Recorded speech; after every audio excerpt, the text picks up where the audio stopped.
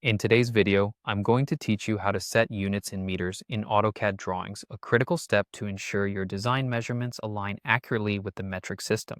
This process is particularly crucial if you're working in settings where precision and metric standards are necessary, such as in engineering and architectural projects. Let's dive into the step-by-step process to seamlessly adjust your units to meters. First, start by launching Autocad on your computer.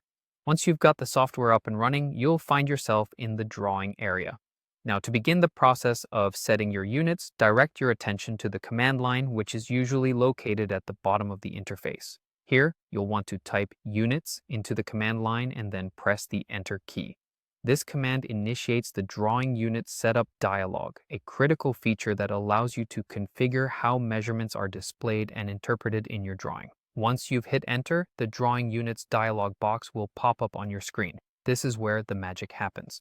Within this dialog, you'll notice several settings that you can adjust. Focus initially on the section labeled Type. You will want to select Decimal as your type. Decimal is preferred in most engineering contexts because it allows for greater precision and is compatible with the metric system, which we're aiming to use with our meter units. Next, move your attention to the insertion scale section within the same dialog box. Here, you'll see options for both source and target units. For your specific needs, set both of these to meters. The insertion scale settings are crucial as they determine how external references and blocks are interpreted when inserted into your drawing.